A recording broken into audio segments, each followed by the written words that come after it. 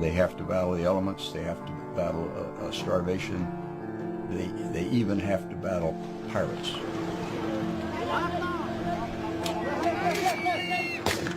Some were school teachers, some were political leaders, some were just swept up haphazardly. I knew nothing about Vietnam. Ho Chi Minh could have been a sushi roll for all I knew. Their story starts with the war. Basically, South Vietnam was fighting North Vietnam. These guys wanted to remain democratic, while these guys wanted to implement a Soviet-style communism, though they called themselves nationalists.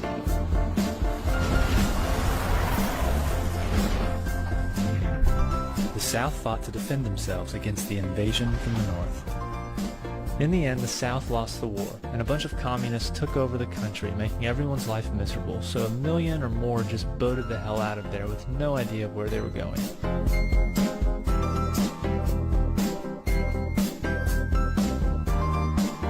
Two-sentence description, 2 sentences at most, of the Vietnam War.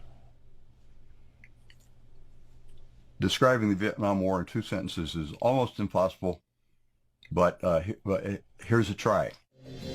In the context of the global contention between the communist world and the free world, Vietnam became a set-piece battle in which the United States tried to help the South Vietnamese maintain their freedom and independence under attack from North Vietnam, which was backed by the communist world.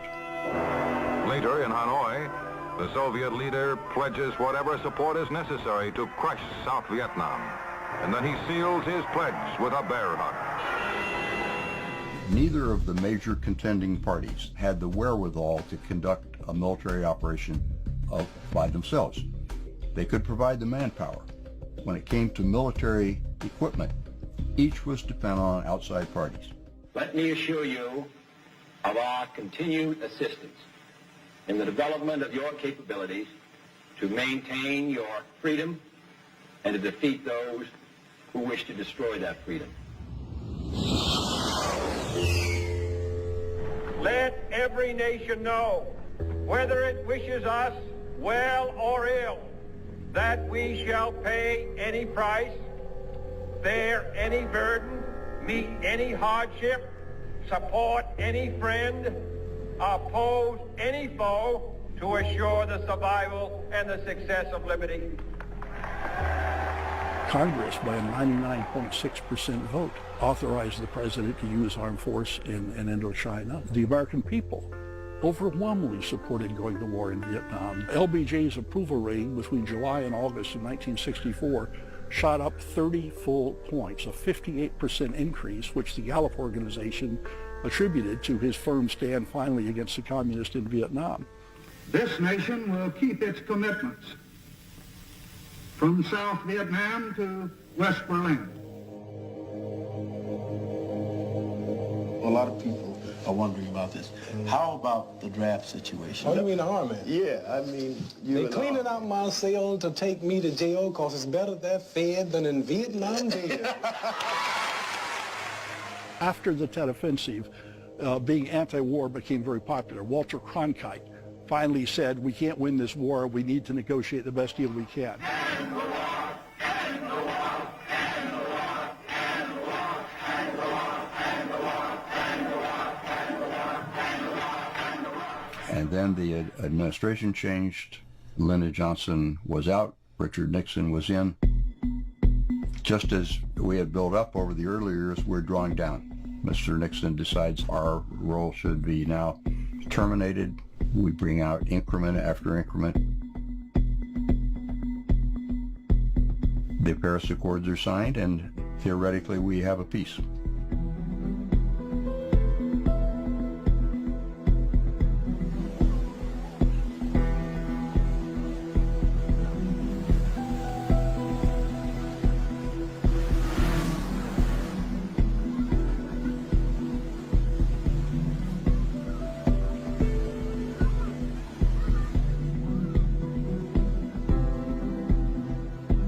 Peace lasted only hours, if that. The North Vietnamese immediately violated them, as we had pretty well expected. Congress passed a law making it illegal for the president to spend money on combat operations anywhere in Indochina. Since the Chinese and Soviets were pouring in equipment to the north, that was a death knell for South Vietnam. There are credible reports of bandages having to be washed and reused because they're running out of medical supplies, of soldiers spending their own money in the black market to buy a hand grenade because they need more than they're getting, of artillery pieces that used to fire hundreds of rounds a day being rationed to 4 rounds because that's all they had. The reason that South Vietnam lost the war was because the Congress of the United States, in its wisdom, decided to abandon them. Between the years of 1975 and 1995, more than 2 million Vietnamese would decide to make the boat journey in hopes of finding freedom in a new country.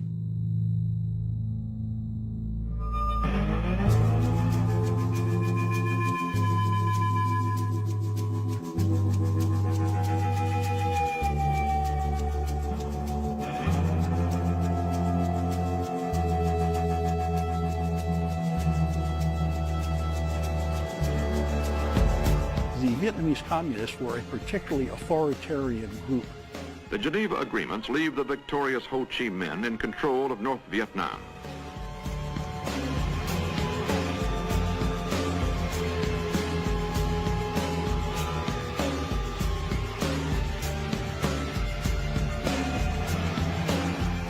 There are a variety of reasons why people become communist. The communists say that it is unfair that some people make more money than others and so forth, and we're going to fix that. But in almost every case, the way that's done is through highly authoritarian and totalitarian measures. They crush people. But Uncle Ho's work is not finished. His job is not done. For half of Vietnam is not communist. They put people in prison for having independent political ideas, for publishing poems or anything else that's offensive to those in command. They have to have total control. In Vietnam, they were absolutely brilliant political warriors. They understood struggle. The enemy looks upon the people's dissatisfactions as a powerful weapon to be used to his advantage, for he knows he needs their support to have any hope of victory. Where there is hunger, where there is disease, where there is misery, the communist insurgents attempt to persuade the people that their troubles are the result of government evil and would be eliminated with a communist victory.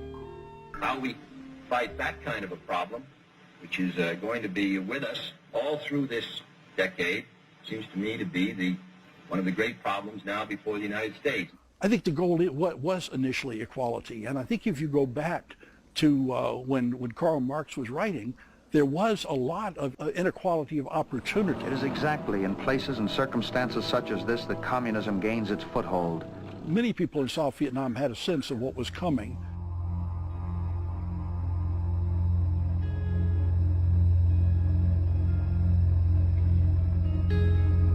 So inevitably, we're going to lose because we don't have enough weapon to fight.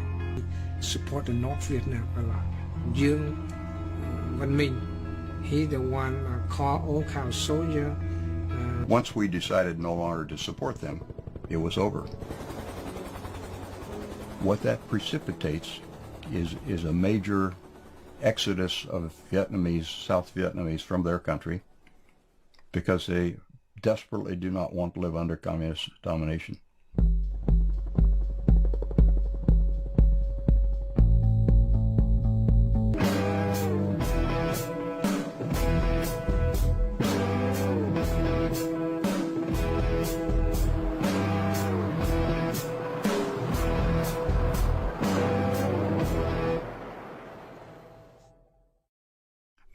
Many other Vietnamese made their way by very risky means, especially by water. Hundreds of thousands of people leaving, often in not seaworthy craft. They have to battle the elements. They have to battle starvation. We refer to that exodus as the boat people. Left and right, to the point that we had the biggest exodus in the history of Vietnam. You had people crowding onto small, unseaworthy vessels and just heading out to sea, hoping they might possibly drift ashore in some land that would protect them. If I knew I have to go through all of that, I would never escape because it's so scary. 15 phút vào ngày 16 This is Aaron. tháng 9. He's kind of like the Ryan Seacrest of the Vietnamese American community, reporting nightly on Vietface TV. He fled the country by boat using professional smugglers. The organizer, I never know them because they need to keep it secret.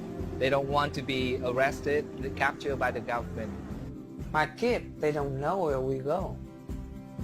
We just said we go vacation. It's about $2,000. It's a fortune. It's like 1980. But I used to be a singer before, so I had, I sang, I had money. Aaron probably could have stayed in Vietnam and been just fine. But instead he risked his fame and entertainment career for the chance to live free. Having escaped Vietnam in 1991, Aaron is one of the last people to be granted refugee status to the U.S. One night I was, performing, and a guy come to me and then tell me that, okay, we're gonna escape the next day, tomorrow. And I was like, what? Tomorrow? Wait at the coffee shop, right in front of Biển market. Be there by noontime. If it's not there, we're gonna skip you. So I was there like 11 in the morning, just drinking coffee, and all of a sudden the guy, stopped right in front of us, and then he like, you get in the car. And I was like, me? I didn't know this guy, and I was like, me? And he go like, come on. I just jumped into the car. In Vietnam, if they arrested you, they're gonna put you in jail. And I already have a career. I was a singer, and people know me. And if I got arrested, like the whole career is gonna be gone.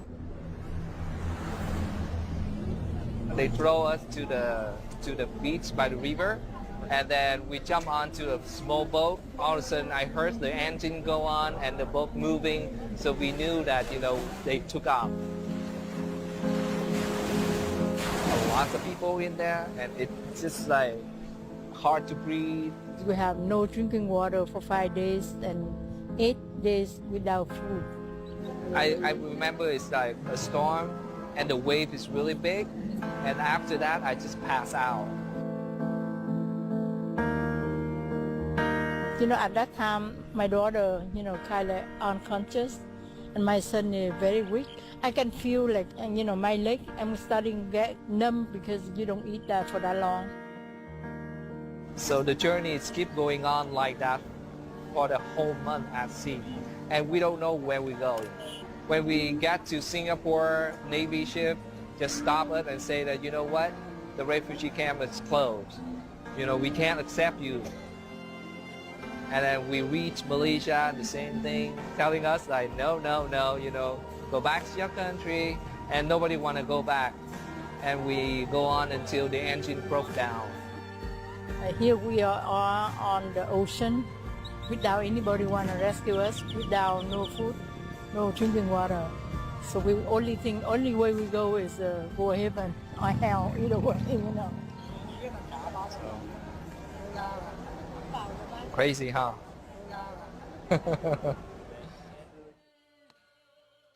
Not everyone chose to escape by boat. Chuk Ho is a Vietnamese musician and composer living in California who took a different route.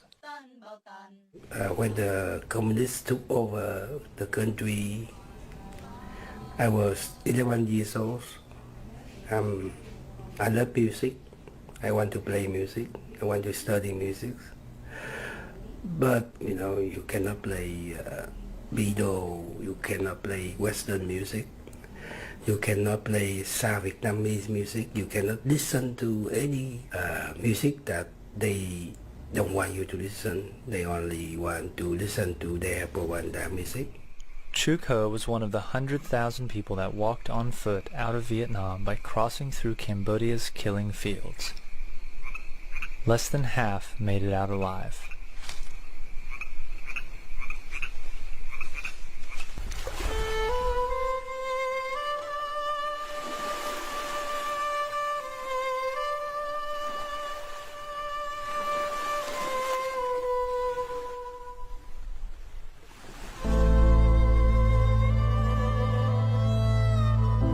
When my feet touched the sand, suddenly my tear came out because I thank to God that we made it.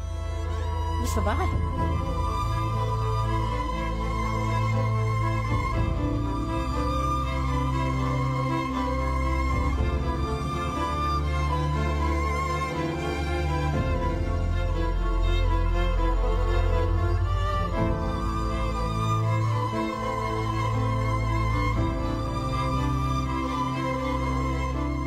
I still remember that I was so exhausted because during our journey for the last few days, if we don't have any drinking water, my daughter got some eggs from vendor over here, and she called me and said, Mom, eggs, eat some. As hundreds of thousands of Vietnamese were pouring out of Vietnam, neighboring countries set up refugee camps along their shores and on isolated islands.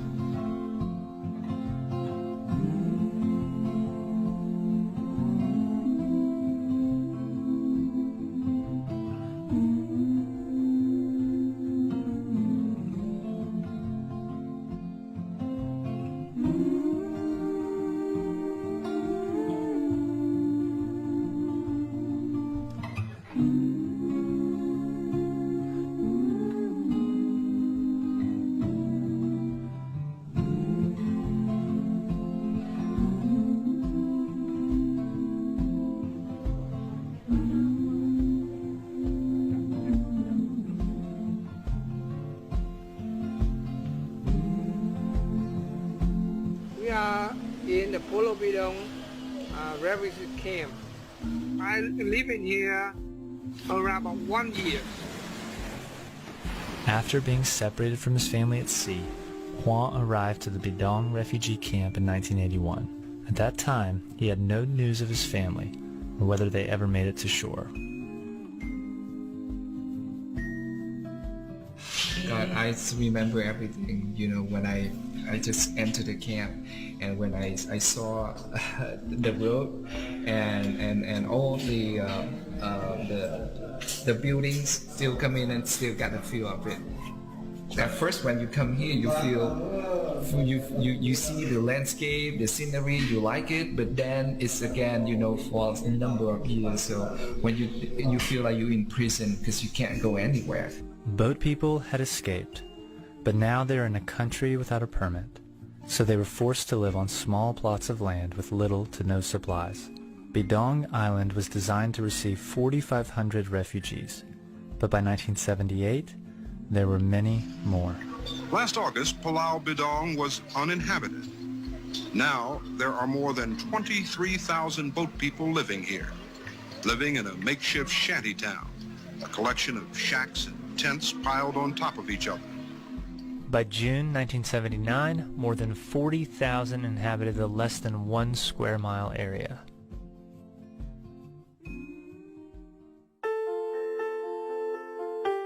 The escapes didn't stop. Boats of Vietnamese refugees continued showing up on neighboring shores throughout the 80s and 90s. In these camps, they found safety, but they had no guarantee that they would be given citizenship into another country. Starting in 1992, I believe, the UNHCR, they starting to form a new office. It's called Repatriations Office, to put people back to Vietnam. If people fail the screening process first time, and then they get a chance to do the appeal.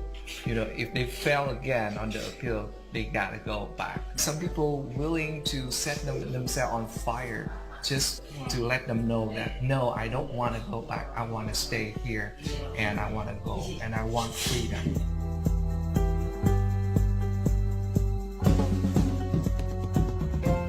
So you wanted to leave to seek freedom? Yes, In which- freedom for my family, for my children. In which country? United States. Why the United States? It's the country of freedom. I think that the Americans will make a choice and receive them, or those who haven't been accepted by other countries. The United States will take all. Yes, You really believe that? I hope.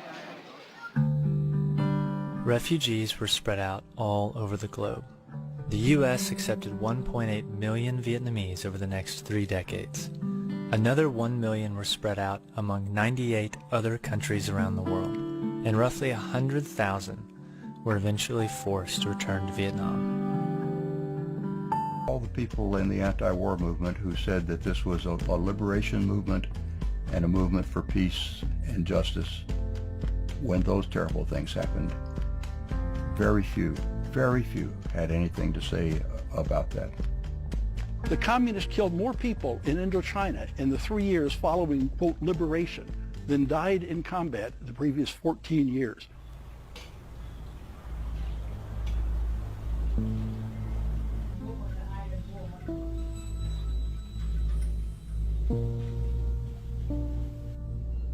Những cuốn sách của tôi hiện giờ ấy, bằng tiếng Việt thì đã bị cấm ở Việt Nam từ khi tôi ra tù năm 91. Dun Tu Hung lived in North Vietnam and fought as a soldier for the North Vietnamese Army. While invading the South, she recognized that they were far from in need of liberation and began writing to expose the propaganda of the North. She was imprisoned for her writing.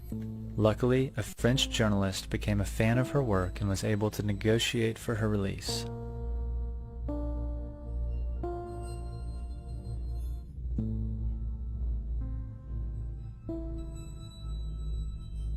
Today, she lives as a refugee in Paris.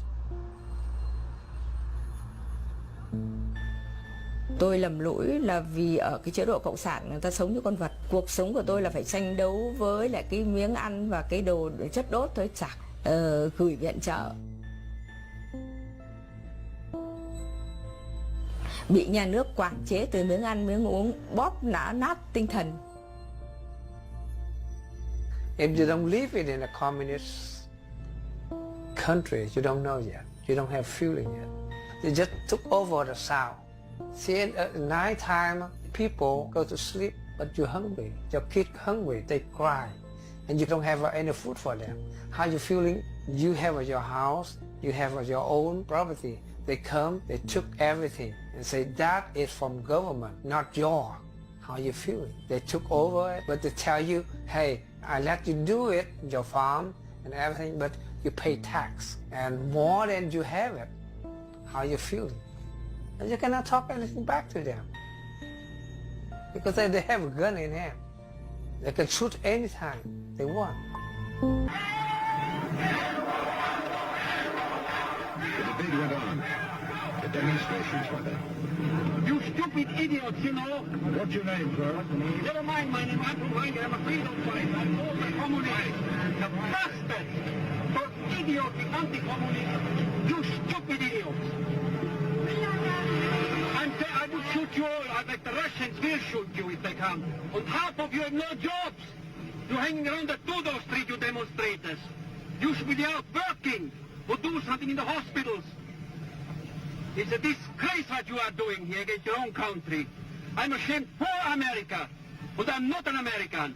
I'm a Hungarian. The many people who died, people died since time immemorial. There's nothing new. People is dying for freedom. People have to die for their children, for their future. To a free America like you here now. You couldn't walk around in Peking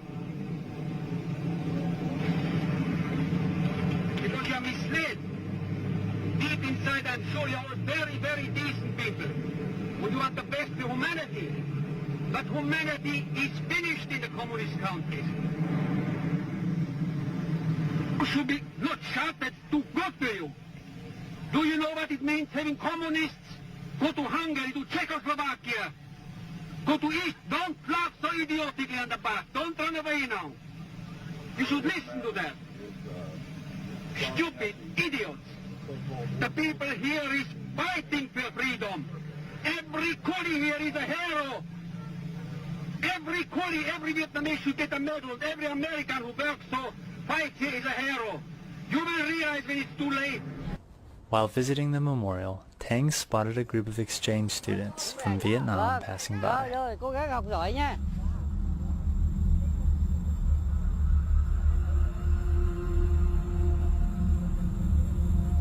Các anh chị có biết cái này là cái gì không? Để tôi giải thích cho.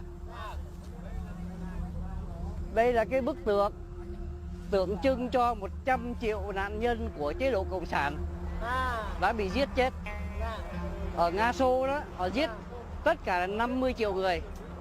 Ở Trung Quốc họ giết 30 triệu người.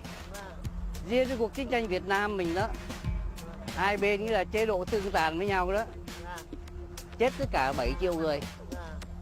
Nhân dân cả hai bên, bên miền Bắc, bên miền Nam, chết 7 triệu người tất cả. Vừa quân đội hai bên, vừa đồng bào. Mỹ nó chết 58.000.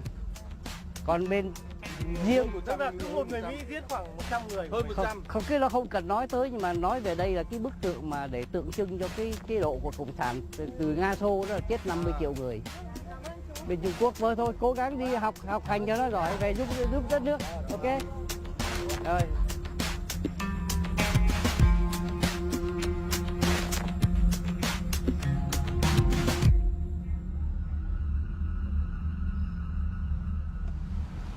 So under the communist regime in North Vietnam, they hide all information. So the reason why the student, when I mentioned with them about victim of communism, they didn't understand. So we have to explain to them. I believe that some good comes out of everything. It's bad, difficult, sometimes fraught with sorrow and anguish. The best thing that's happened is to the United States of America.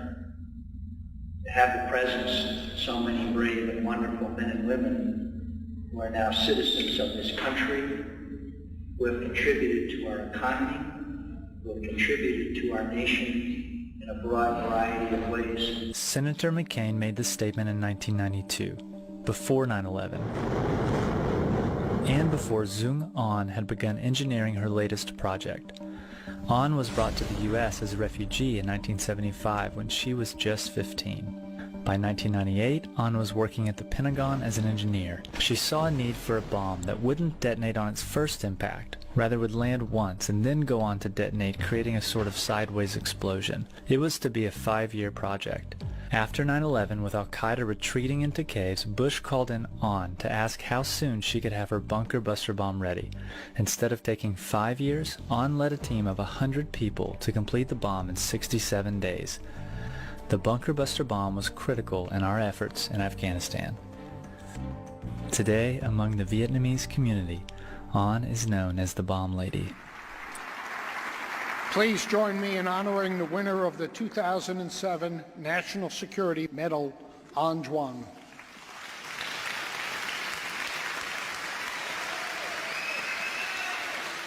This land is a paradise, not because of its beauty or its richness, but because of its people.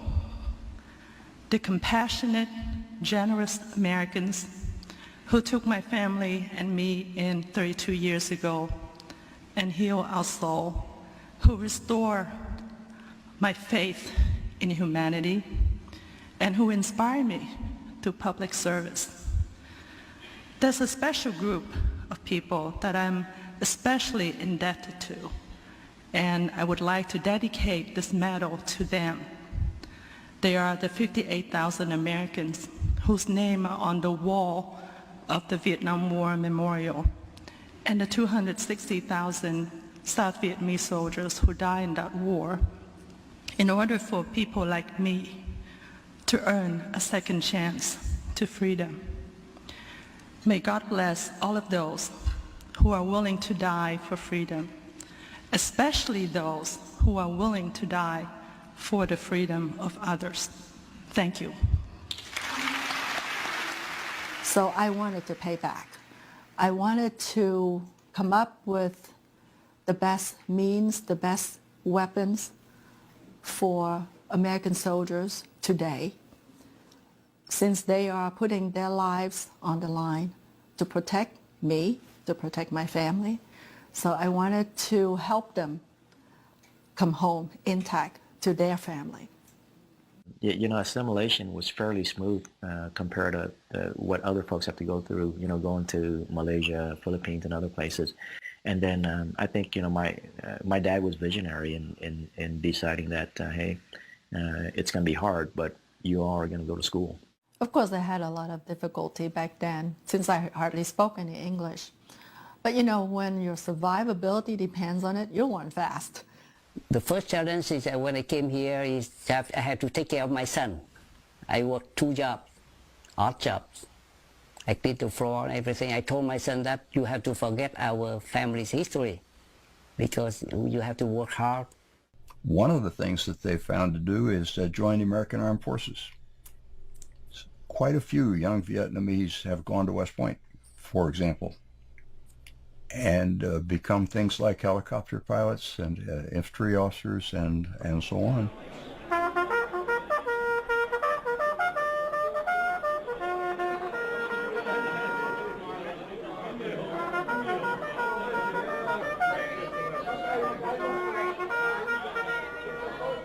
The Vietnamese-American military banquet is about to commence. I'm a first-generation Vietnamese-American, Captain James Van Tock. I spent 25 months in Iraq for my community, my family, and our country.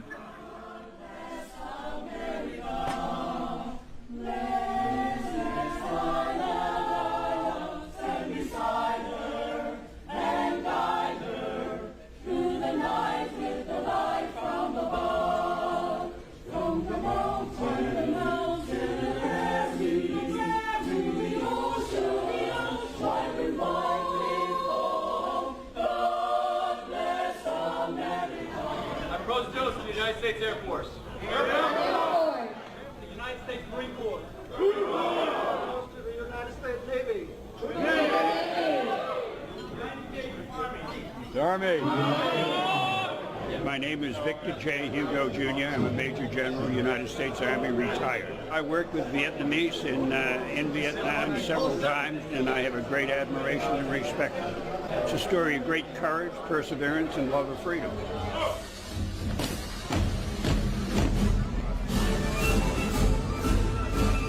Today, over 20,000 Vietnamese Americans have served in the United States military.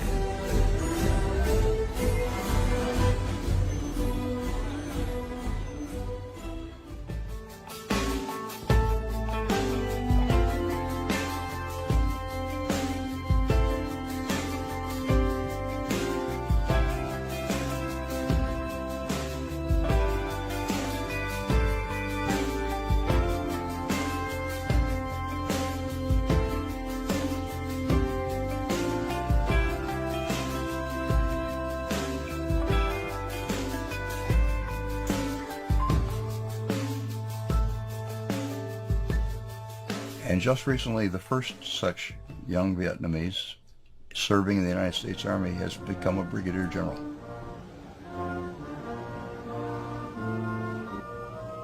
It has also demonstrated immense courage from his early youth in Saigon and the escape, the courage to assimilate into a foreign country not speaking a lick of English, and the courage to be a soldier for so many decades.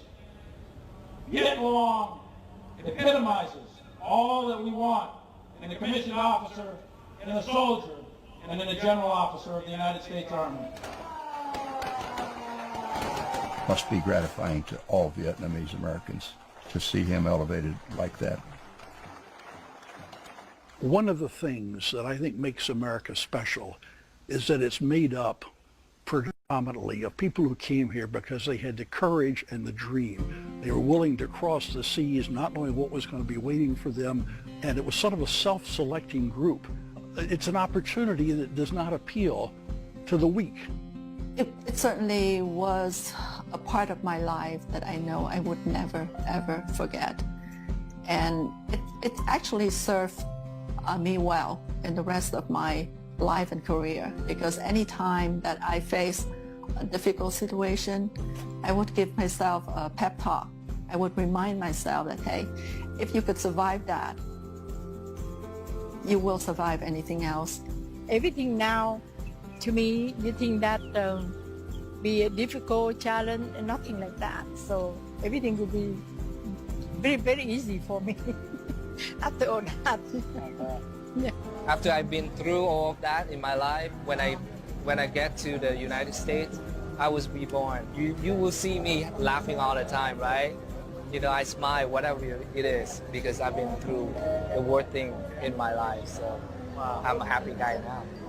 So that's why every time when I do something, and I try the best I can. One of the most profound guidance that my dad had given us before he passed away was, you know, to never forget what's been done for you, to be able to repay our great nation. In addition to that, to maintain your Vietnamese heritage and not forget where you came from as well. You know, as far as Vietnamese Americans, we're all Americans, right? Some people don't like the, you know, the hyphenation and all that stuff, but sometimes that's identity because, you know, most of those folks, they're kind of split in between two cultures, so they can't really identify themselves as 100% American, you know? So I think we're doing our duty. Grandmaster Trần Huy Phong, he the one and sent me the letter, ordered me to come back to practice the martial art. He rescued my life. He's told me that he practiced martial arts over Vietnam to calm down, be more focused, and help him feel better about himself and to move on.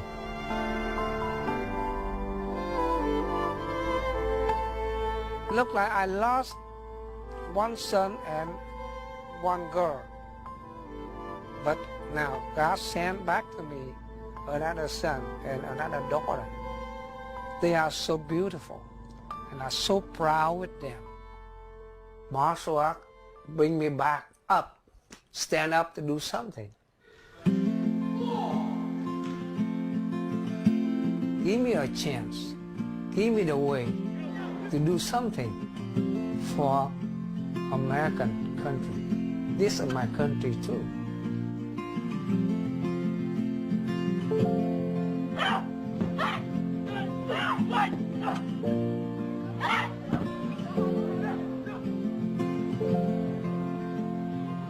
I want to build it, the next generation become good people.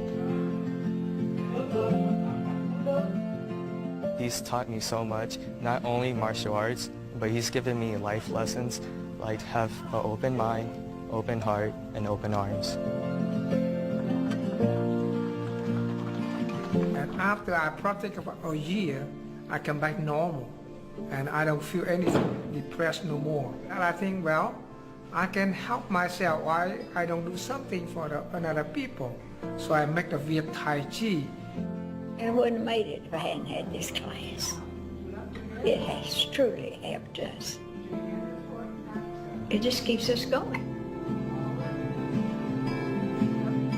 You had to go through what you went through, and God carried you through all of that in order to get here and teach people how to improve themselves, things to do.